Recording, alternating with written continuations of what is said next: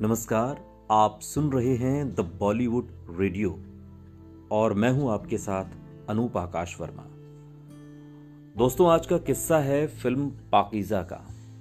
पाकीज़ा 50 साल की हो गई है। पाकीज़ा को रिलीज हुए 50 वर्ष पूरे हो गए हैं। भारतीय सिनेमा के इतिहास में ऐसी कई फिल्में हैं जिनके बनने के दौरान के कई किस्से आज भी याद किए जाते हैं। पाकीज़ा इसमें सबसे शीर्ष पर पहुंची हुई फिल्म है। 2 फरवरी को रिलीज हुई इस फिल्म के अर्ध शताब्दी वर्ष पर अनंत विजय ने कुछ रोचक किस्सा बताया है, वो सुनिए।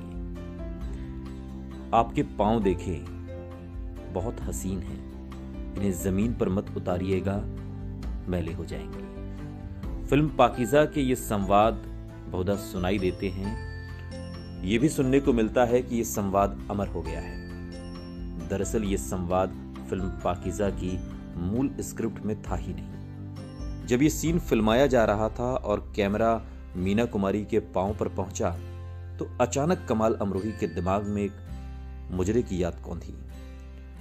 वो मुजरा था चंदेरी नाम की एक खूबसूरत बाई का, जिसे उन्होंने काफी पहले सुना था। मुजरे में वो अपने पांव को अदा से लहराती थी। कमाल अमरोही ने शूटिंग रोकी और स्क्रीन प्ले में बदलाव करके ये लाइनें जोड़ दी। हिंदी फिल्मों के इतिहास में कई ऐसी फिल्में हैं जिनके बनने के दौरान के कई रोचक किस्से आज भी सिनेमा प्रेमियों के बीच याद किए जाते हैं।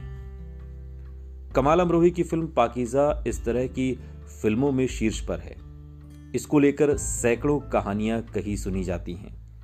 ये स्वाभाविक भी है क्योंकि 1957 में जिस फिल्म का मुहूर्त हुआ हो और वो 15 साल बाद 1972 में रिलीज हो तो कहानियां तो बनेंगी ही।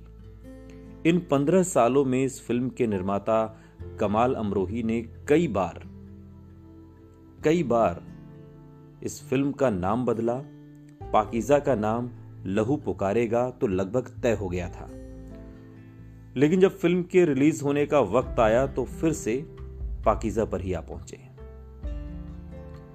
कई पुस्तकों में, उस वक्त की पत्रिकाओं में इसका उल्लेख मिलता है कि जब कमाल अमरोही ने फिल्म बनाने की सोची थी, उनके दिमाग में अपने जमाने की 2 बाइयों का जीवन था।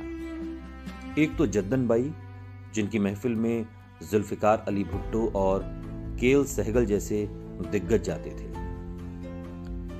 और दूसरी थी गौहर जान, जिनकी आन बान के किस्से मशहूर हैं। इसके अलावा भी कमाल अमरोही ने कई बाइयों की जिंदगी को नजदीक से देखा था और कईयों के बारे में सुना था। जब मीना कुमारी से उनकी शादी हुई तो कमाल अमरोही ने उनको लीड रोल में लेकर बाइयों की जिंदगी पर एक फिल्म बनाने की सोची। नाम रखा पाकीज़ा। फिल्म शुरू हुई तो सब कुछ ठीक चल रहा था। इस बीच कमाल अमरोही और उनकी पत्नी और फिल्म की नायिका मीना कुमारी के संबंध खराब हो गए और फिल्म का काम रुक गया। इसको लेकर बहुत कुछ लिखा जा चुका है, लेकिन 7 साल के इस व्यवधान के बाद अगर पाकीज़ा फिर से शुरू हो सकी तो उसके लिए संगीतकार खयाम और उनकी पत्नी जगजीत कौर की भूमिका को रेखांकित करना बहुत जरूरी है। ये वो समय था जब कमाल अमरोही ने मीना कुमारी को साथ काम करने के लिए अनुरोध पत्र भी लिखे, जिसे मीना कुमारी ने ठुकरा दिया था। कमाल अमरोही परेशान थे और इसी दौर में वो एक दिन अपने दोस्त खयाम के घर गए। वहां जगजीत कौर ने पाकीज़ा की चर्चा छेड़ दी और कमाल अमरोही से अनुरोध किया कि वो अब तक शूट की गई फिल्म उनको दिखाएं। कमाल तैयार हो गए। खयाम, उनकी पत्नी और कमाल अमरोही ने आधी फिल्म देखी। जगजीत फिल्म के अधूरे हिस्से को लेकर इतनी उत्साहित हो गई कि उन्होंने मीना कुमारी को मनाने का बीड़ा उठाया। खयाम और उनकी पत्नी मीना कुमारी के अच्छे दोस्त भी थे। जगजीत कौर ने मीना कुमारी से बात की। मीना कुमारी ने उनको बताया कि कमाल से उनकी बोलचाल बंद है, संबंध बहुत खराब है, अब ये संभव नहीं। लेकिन जगजीत ने हार नहीं मानी और मीना कुमारी को मनाने में लगी रही। धीरे धीरे उनको तैयार कर लिया। मीना कुमारी ने फिर खुद ही कमाल अमरोही को संदेश भेजा कि वो पाकीज़ा की शूटिंग को पूरी करने के लिए तैयार हैं। और 7 साल के इस व्यवधान के बाद पाकीजा की शूटिंग फिर शुरू हुई। और फिर वो दिन आया जब फिल्म रिलीज हुई। फिल्म के प्रीमियर पर मीना कुमारी और कमाल अमरोही साथ बैठे थे। मीना कुमारी के साथ ही खयाम और जगजीत कौर भी थी। फिल्म खत्म होने के बाद मीना कुमारी ने जगजीत कौर को गले लगा लिया।